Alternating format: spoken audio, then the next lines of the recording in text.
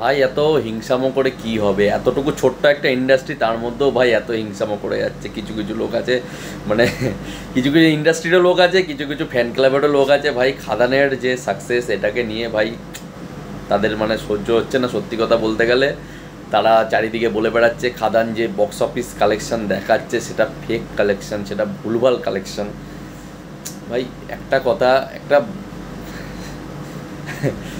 সাধারণ বুদ্ধিমান মানুষও বলে দেবে ভাই যে বুক মাই শোটা খুলে দেখ, ঠিক আছে, যে কেমন বুকিং চলছে এখনো পর্যন্ত, কেমন বুকিং চলছে ওয়াকিং ডে তো, যেখানে লোকে কাজকর্মে যাচ্ছে, তারপরেও খাদানকে যে লোকে দেখতে যাচ্ছে যেভাবে, একটা ক্রেজ যা জন্মেছে খাদানের জন্য, সেটাকে নিয়ে অনেকটা হিংসামো করছে। কোনো একটা ফ্যানের তরফ থেকে হচ্ছে, মানে ফ্যান ক্লাবের তরফ থেকে হচ্ছে, যে জানি কাদের তরফ থেকে হচ্ছে।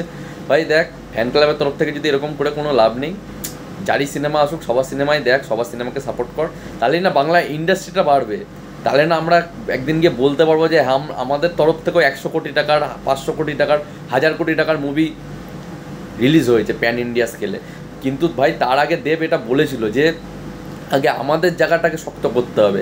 আমরা আমাদের জায়গাটা যদি শক্ত না করে বাইরে রিলিজ করি, তাহলে সেটা হয় না, চলে না কোনো দিনও, ঠিক আছে। তা কিছু কিছু প্রডিউসাররা এরকম, প্রডিউসার তো আছে কিছু কিছু, ওটার নাম দিয়ে বলে লাভ নেই, বেকার বেকার, কারণ অনেক ফেসবুক পোস্ট আসছে এসব নিয়ে। অনেকে আছে যারা এরকম আজে বাজে জিনিসগুলো করে বেড়াচ্ছে। তাই এই জিনিসগুলো করাটা ঠিক না, উচিত না। একটা ইন্ডাস্ট্রির পক্ষে খুব খারাপ জিনিস। এতে লোকে দেখতে পাচ্ছে যে ভাই ইন্ডাস্ট্রিতে কেমন কাদা ছোড়াছড়ি হচ্ছে একটা মুভির সাকসেসের পিছনে। ভাই সাকসেস হয়েছে, তোরা বুক মাই শো খুলে দেখ যে টিকিট কী হারে বুকিং হচ্ছে, কী হারে বুকিং হচ্ছে, কী লেভেলে বুকিং হচ্ছে।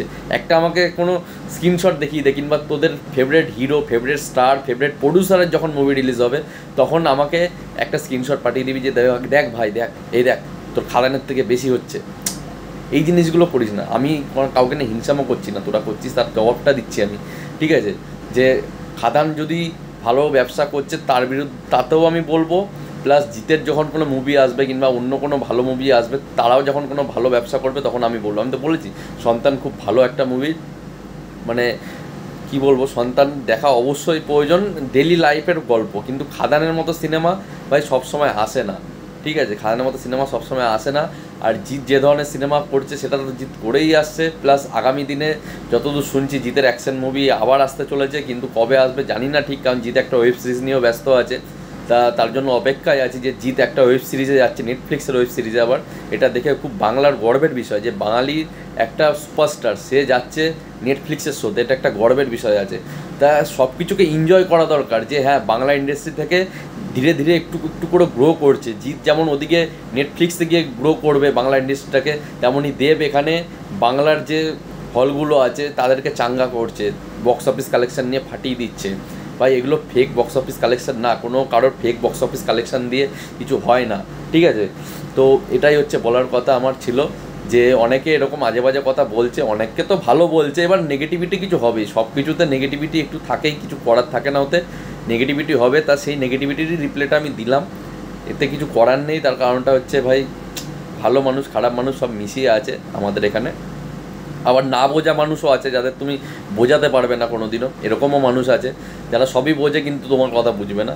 তা যাই হোক না কেন, এই সব কিছু নিয়েই আমাদের চলতে হবে, কিছু করার নেই এতে। তোমাদের কি মতামত নিচে কমেন্ট করে অবশ্যই বলবে, আর ভিডিওটাকে লাইক শেয়ার করবে। আমার এতটুকুই বলার ছিল এদেরকে নিয়ে, কারণ মনে হলো এদেরকে নিয়ে একটা ভিডিও বানানো অবশ্যই প্রয়োজন আছে।